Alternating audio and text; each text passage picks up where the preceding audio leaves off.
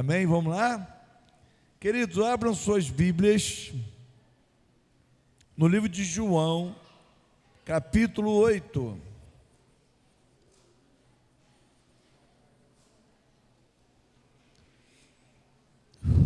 João, capítulo 8, todos acharam?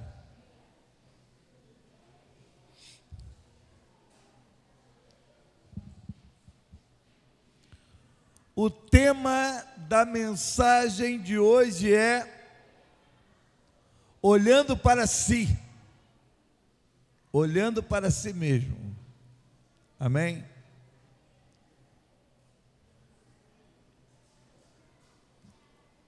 Diga para o teu irmão que está ao teu lado, antes de julgar qualquer coisa,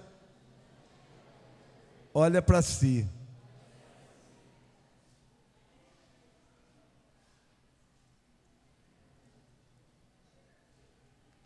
Eu lembro de uma ocasião, quando eu era criança, eu andava sempre com uma cetra na mão. Quem sabe o que é cetra?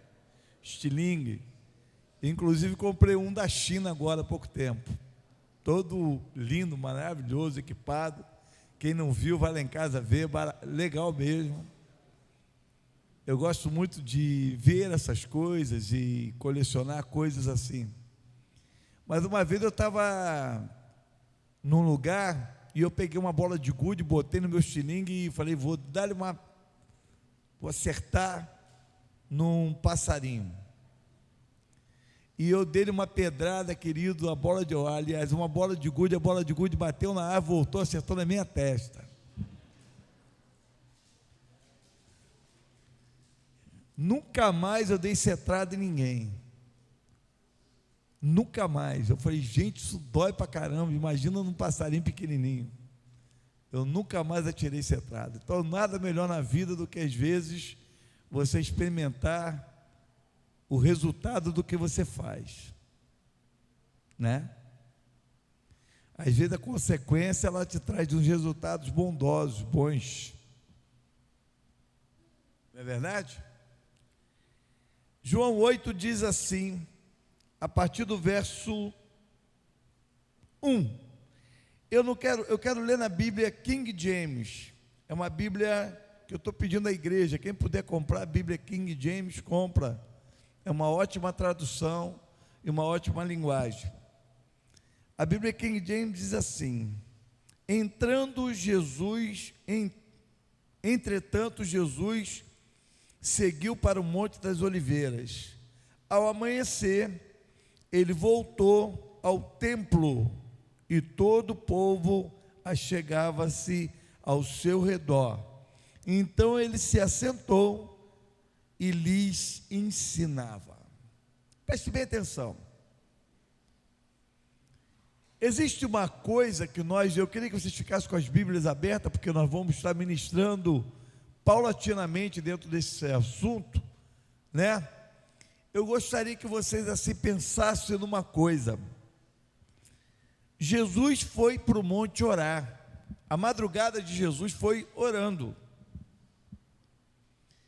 Eu fico imaginando como que nós vivemos hoje, muitos de nós cristãos, a maioria de nós. Eu vou ousar em dizer que mais de 90% dos cristãos não tem uma vida de oração como deveria ter, né? E não somente a vida de oração, porque acontece.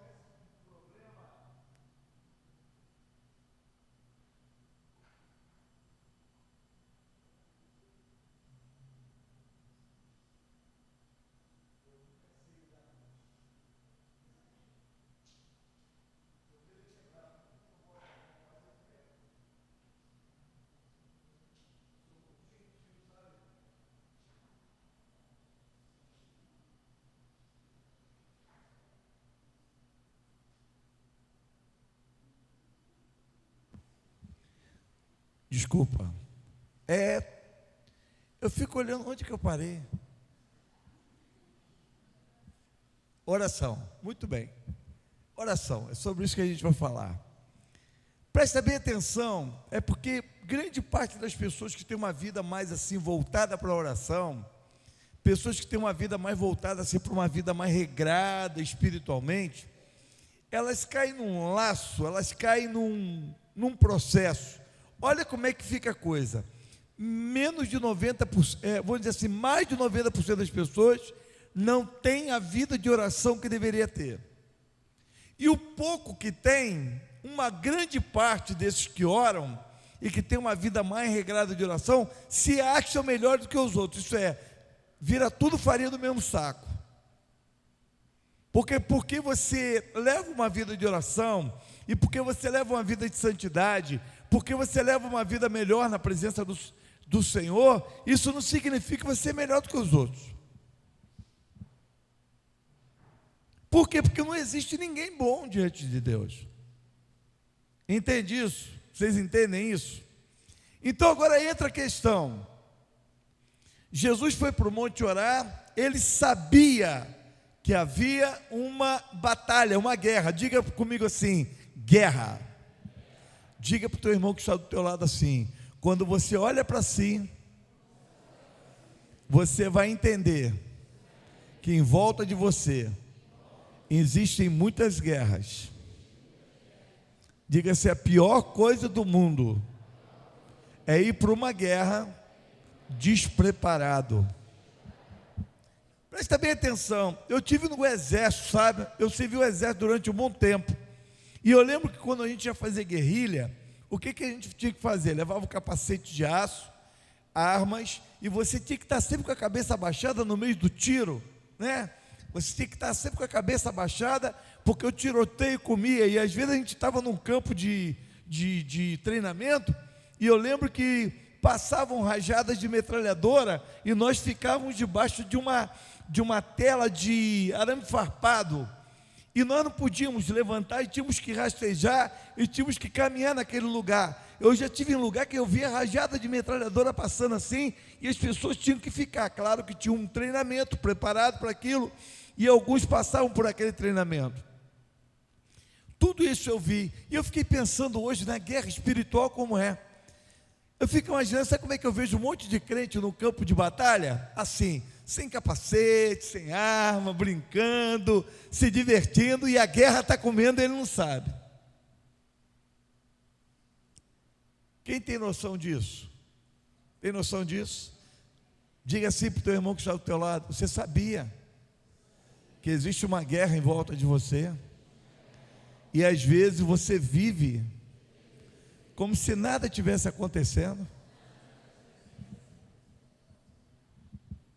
Diga assim, existe alguém no mundo espiritual que quer muito o teu mal, que quer destruir a tua vida, quer destruir a tua casa, tua família, teu lar, teus relacionamentos.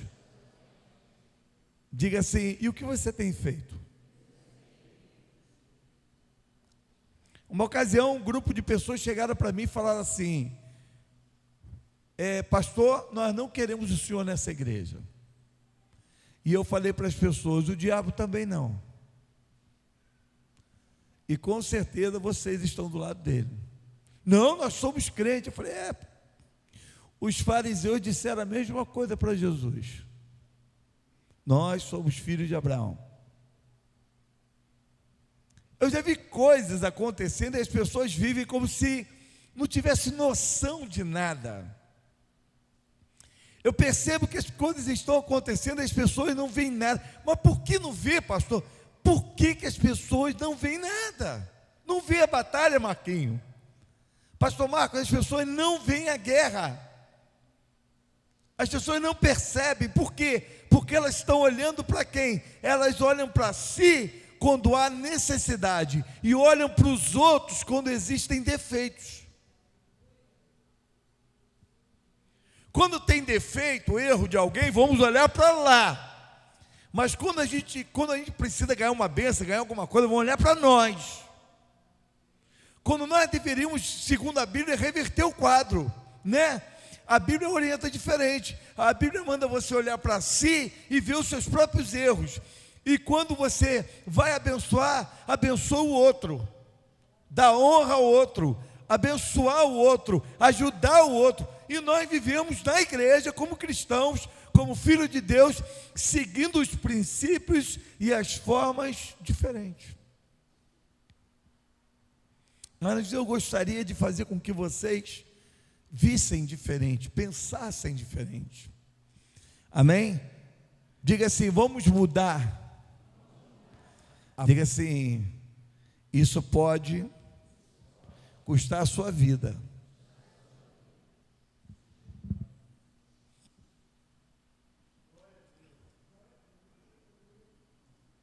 Jesus passou uma noite inteira orando. Jesus desce, vai para a igreja, vai para o templo. Vamos colocar aquele verso aqui para a comunidade Amai-vos, dar um estudo bíblico e nós começamos a chegar. Amém? Mas naquela época o povo estava vivendo uma situação complicada. Qual era a situação complicada que o povo vivia? O povo de Israel, eles estavam vivendo sob domínio romano. Isso é, o povo de Israel tinha as leis dele, as leis de Moisés, a lei da Torá. Mas dentro da lei da Torá, eles podiam até acusar alguém, condenar alguém, mas não poderiam matar, porque ninguém tinha poder da vida e da morte a não ser Roma. Não sei se vocês sabem disso. Na época de Jesus, ninguém podia matar ninguém a não ser por ordem de Roma. Roma tinha o poder da vida e da morte nas mãos. Mas nós precisamos entender que quem tem o poder da vida e da morte é o Senhor Deus. Esse dia eu fiquei pensando muito nisso. Se pessoas tivessem o poder da vida e da morte na mão, eu queria fazer um passeio.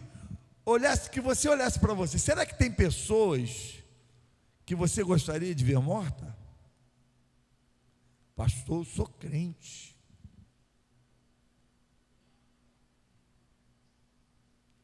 Será que tem pessoas que você gostaria de eliminar da face da terra?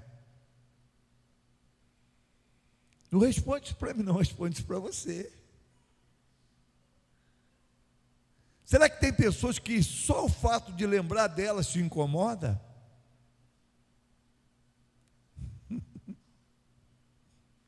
Já pensou que loucura? E você é um cristão. Você é um cristão que está vivendo nesse mundo, quem vai morar no céu, queridos. Você tem noção do tipo de vida, estilo de vida que você tem que levar como cristão? Você tem noção de que você está vivendo? Você veio aqui na igreja hoje porque você acredita que você veio adorar o Senhor porque você quer ir para o céu?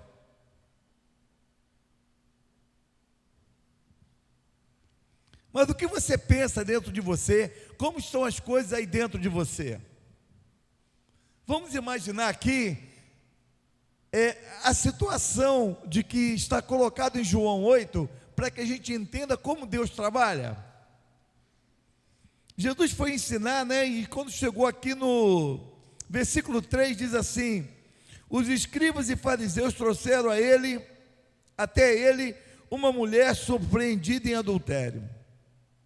Forçaram-na a ficar em pé no meio de todos, isso é, expondo ela ao ridículo e à vergonha. E disseram a ele: mestre, esta mulher foi apanhada em flagrante ato de adultério.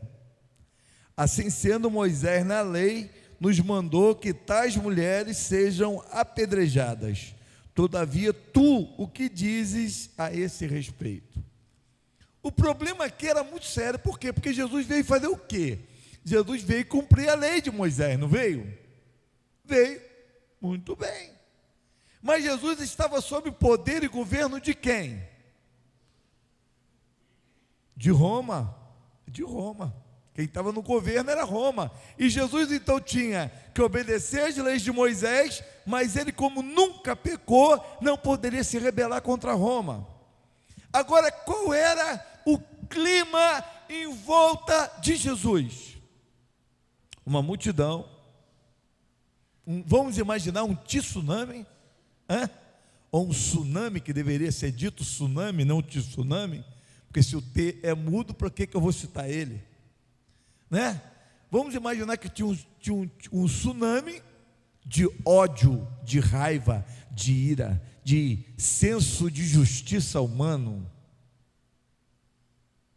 Nós temos que fazer justiça. Quem tem vontade, às vezes, de fazer justiça aqui, levanta a mão, seja honesto. Você quer que Deus faça justiça? Quer? Vamos começar por você. Vamos começar a fazer justiça por você, então, que levantou a mão. A Bíblia diz que todos os pecados destituídos foram da graça de Deus. Então, se você é o primeiro da lista a fazer justiça, vamos pegar você agora, colocar numa cruz e pregar. Ok? Vamos começar a justiça por você. Porque quem quer justiça, ela deve começar por quem quer ela.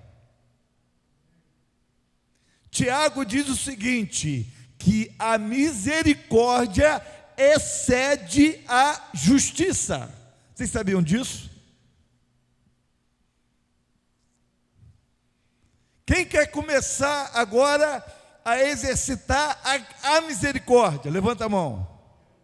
Todo mundo? Então vamos começar a misericórdia por você. Vamos começar a misericórdia por você? Então, primeira coisa, perdoados estão todos os seus pecados. Isso é misericórdia. Isso é compaixão. Isso é misericórdia. Jesus está diante de uma situação. Ele tem que obedecer à lei de Moisés, mas ele também não pode desobedecer à lei romana. Há um tsunami de ódio, ira, raiva, senso de justiça vindo contra Jesus. Todos querem justiça. Há uma ansiedade, há uma pressa. Querem dele uma resposta imediata. Diz assim: a vida está sempre querendo de mim respostas imediatas. Diga assim: hoje à noite vamos aprender com Jesus. Jesus fingiu que não ouviu. Está aqui escrito no texto, ó. Olha o que Jesus fez, ó. Eles falavam assim para prová-lo. Versículo 6.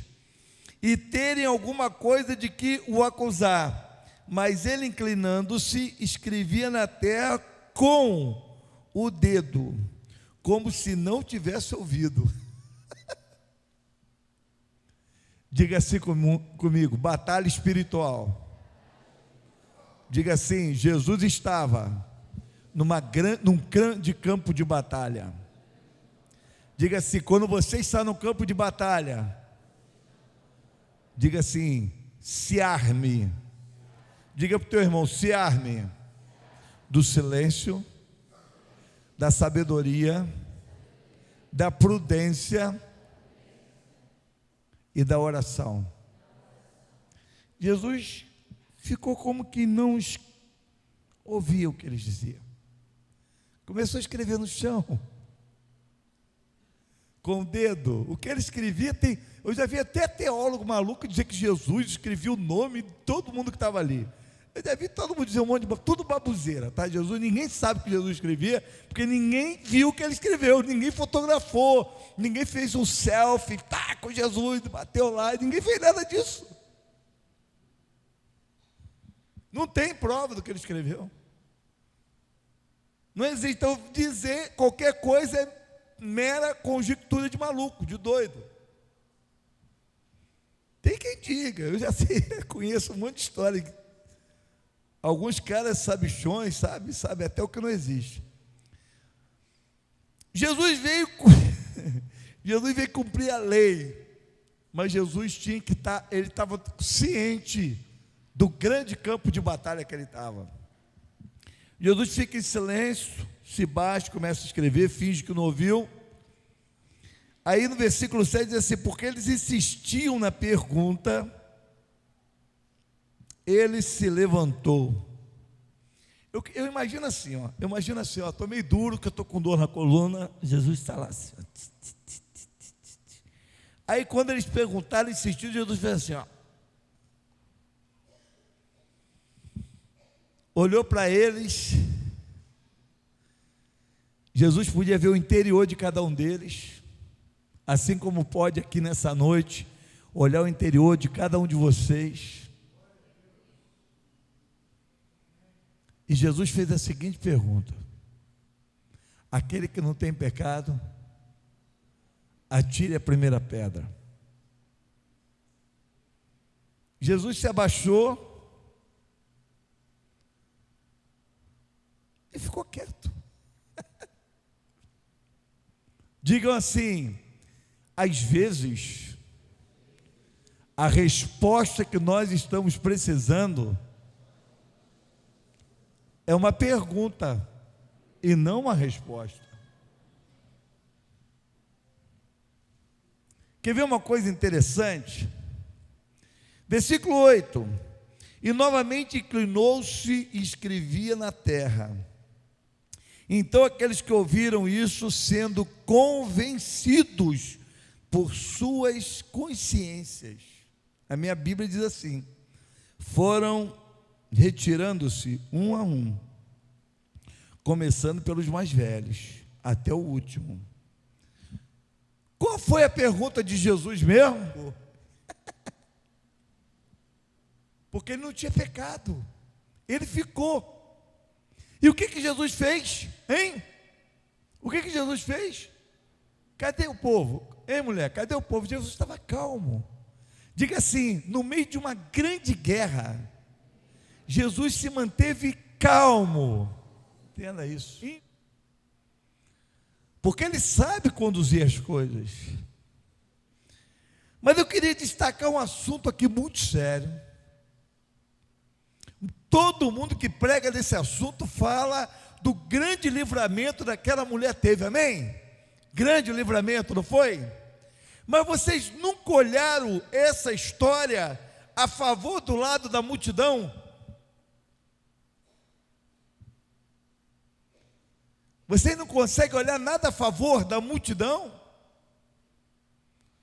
O que foi a favor da multidão? Será que Jesus só livrou aquela mulher? Querido, Jesus livrou aquela multidão, sabe de quê? De cometerem um ato pecaminoso, de cometerem uma desgraça.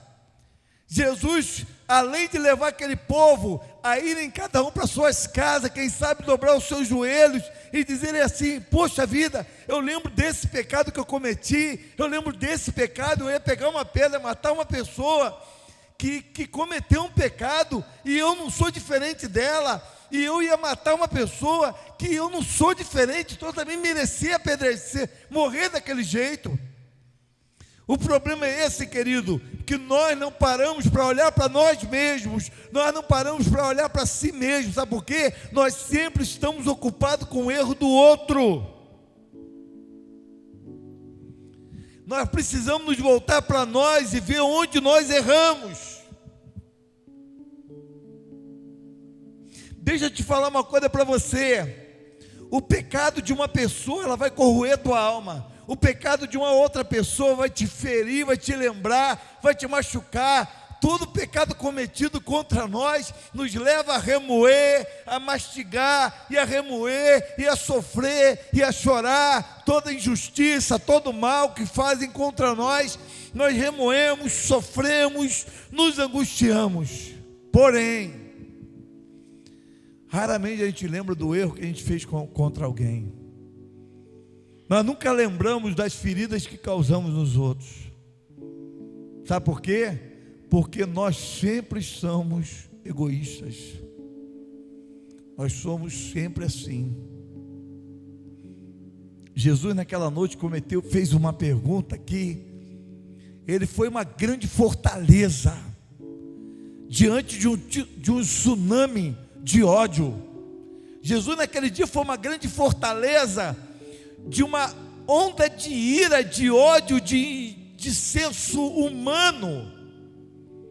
Naquele dia Jesus foi uma fortaleza, todo aquele ódio bateu naquela montanha, naquela muralha chamada Jesus Cristo, e ela caiu.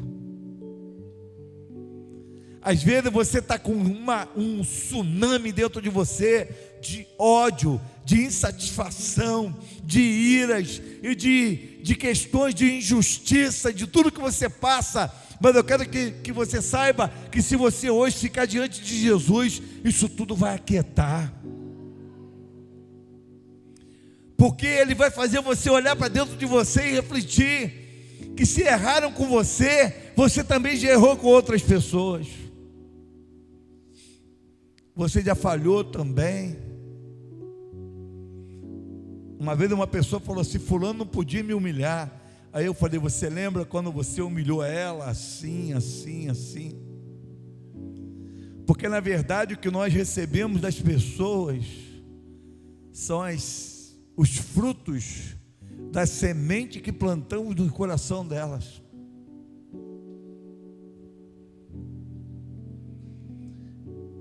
Eu raramente eu fico imaginando uma das maiores imagens que eu vejo na minha cabeça.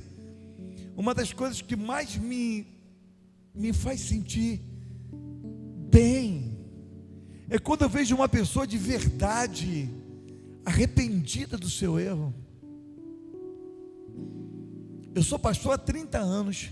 Eu vejo pessoas entrar no meu gabinete às vezes arrependidas, choram, se quebrantam, e às vezes as pessoas olham para mim e dizem: pastor, o senhor não vai dizer nada?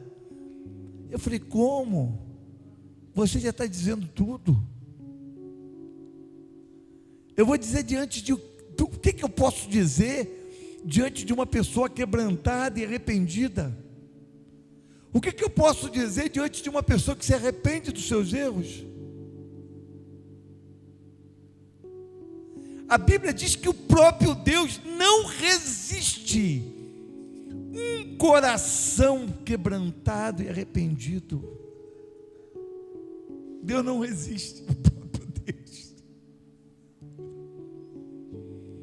Eu quero dizer para você: se você pegar todos os exércitos do planeta, os mais poderosos do universo, com todas as bombas e armas do universo, e tentar ir contra Deus, Ele com um sopro, Ele acaba com todas as coisas.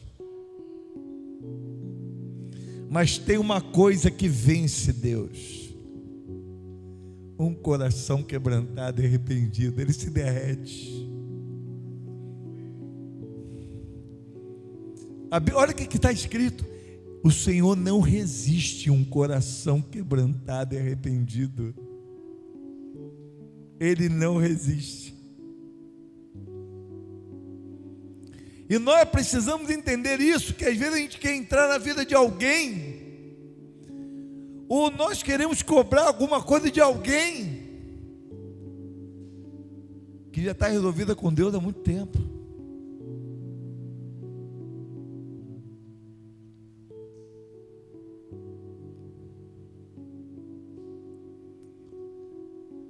Eu não vou dizer que você precisa perdoar pessoas, não. Você já sabe que você tem que perdoar pessoas, amém? Todo mundo sabe aqui que ninguém tem que não. Todo mundo aqui sabe que tem que perdoar pessoas. Mas eu queria que você olhasse para dentro de você e visse o quanto Deus te perdoou.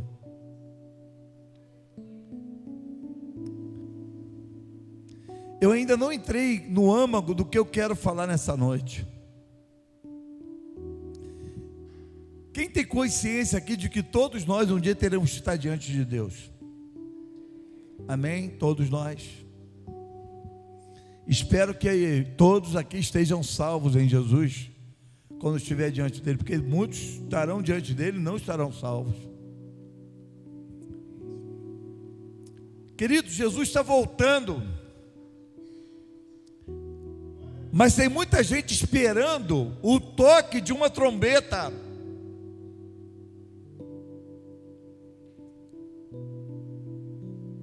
Amém? Tem muita gente esperando o toque de uma trombeta.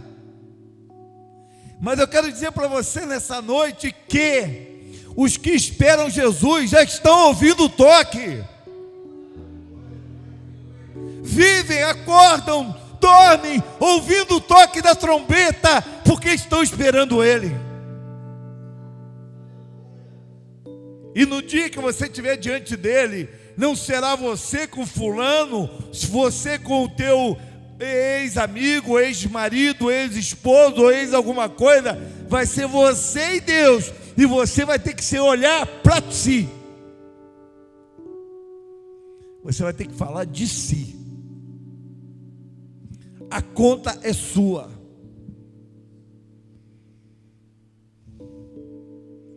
A conta é sua. Diga para o teu irmão: a conta que você tem que pagar e prestar não é do teu irmão, nem de ninguém, é sua.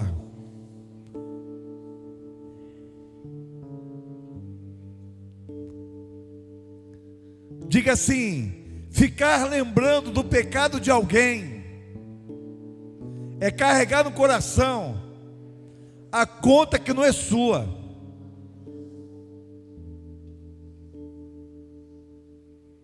Imagina que Deus vai pedir a sua conta. Você vai dizer: eu tenho o sangue de Jesus, amém?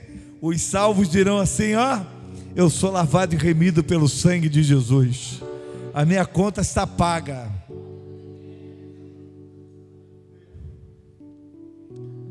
Vamos imaginar uma coisa horrível? Vamos? Aí Deus fala assim: mas eu estou vendo no teu coração um monte de notinha aí, do seu Pedro, do seu José, do seu João, do seu Joaquim, que você não liberou perdão. E essas contas, quem paga?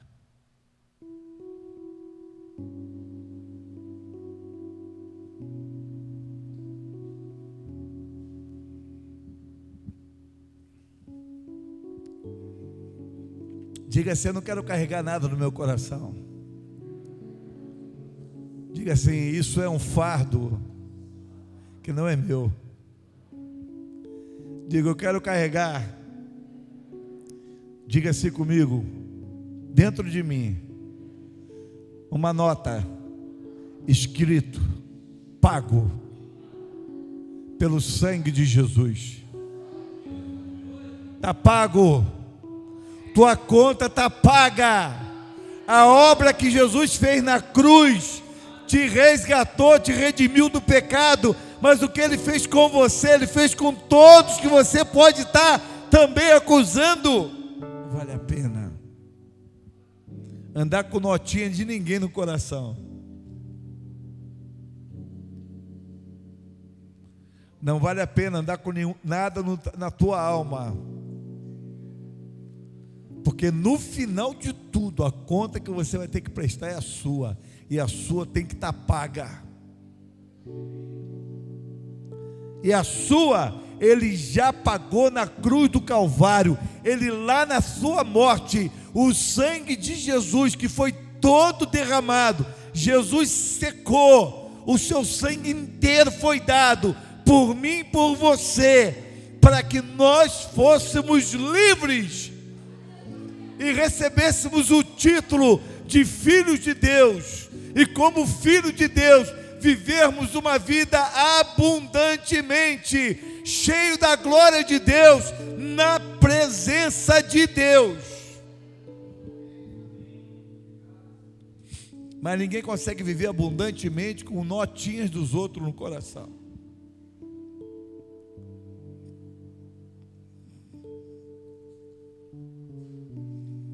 Eu tenho sonhado e tenho tido revelações que Jesus está voltando. E eu estou no compromisso de carregar todos dessa igreja para o céu. Alguns pastores disseram para mim uma ocasião: pastor, se você levar 50% da tua igreja, vai ser uma bênção. Eu falei: estou frito. A minha meta não é 50%, são todos. Eu não quero, vou fazer como Moisés, não vai ficar nenhuma unha para trás. Moisés disse isso: nenhuma unha, nenhuma unha. Me ajudem nessa, me ajudem nessa, por favor. Eu estou suplicando a vocês, me ajudem nessa. Se arrependam dos seus pecados, sejam mais amorosos e mais misericordiosos. vivam mais na presença de Deus, se humilhem diante da potente mão de Deus e vivam em total paz de um coração redimido pelo Senhor. Deixa o Espírito Santo entrar na tua vida, governar sua alma, governar seu pensamento, as suas intenções. Deixa o Espírito Santo ser Senhor dentro de você, dono de tudo, e te preparar e te ornamentar para quando Jesus voltar, todos nós possamos subir juntinhos, não porque merecemos, mas pela graça, bondade e amor dele. Essa semana eu fui convencido pelo Senhor a estar de segunda a sexta aqui na igreja, às 7 da manhã, orando pela igreja. É uma semana, eu vou ficar 5 dias, na verdade, orando. Levanto, o horário de levantar é o horário que eu levanto normal, 6 horas da manhã, venho para cá e vou orar. Quem quiser, vem orar. Quem puder, vem orar. Qual a intenção da minha oração? Minha intenção, muito simples. Eu quero orar para que eu possa me consagrar mais. Eu quero orar para que a igreja seja mais avivada em compaixão, em amor, misericórdia. Porque eu não acredito em avivamento de barulhos de homens. Eu acredito no avivamento onde pais... Olha o que Jesus falou, olha o que está escrito, desculpa, não foi Jesus, está em Malaquias, claro que foi Jesus que inspirou Malaquias. Converterei o coração dos pais aos filhos. Para mim não existe maior avivamento do que esse. Pessoas se convertendo às outras, pessoas perdoando, tendo compaixão, tendo amor, o marido lutando pela esposa, a esposa lutando pelo marido, filhos lutando pelos seus pais, pais lutando pelos seus filhos. Não existe avivamento maior do que relações familiares fortes, alinhavadas, fortalecidas, cheias de amor, de compaixão. Não existe avivamento maior do que, de repente, sem você fazer nada, mas por o fato de você estar na presença de Deus, pessoas entrarem aqui e dizer: eu quero voltar para Jesus. Sabe, eu já vi avivamento onde famílias inteiras se converteram, onde lares inteiros, pessoas que não se falavam há 20 anos, 30 anos, voltaram a se falar, se consertaram e começaram uma vida de novo na presença de Deus. Isso é avivamento. Avivamento é aquele ódio que estava no coração de alguém sair e ser preenchido por um amor cheio de compaixão e de graça.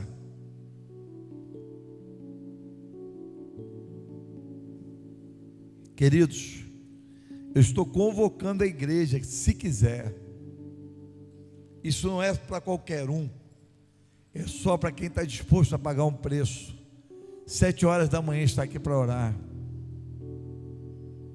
Orar pela família, orar pelo lar. Quantas pessoas você quer que Jesus salve? Você está orando? Quantas pessoas você quer que Jesus faça a obra? Você precisa orar. Sem oração nada vai acontecer. Amém? Vamos ficar de pé.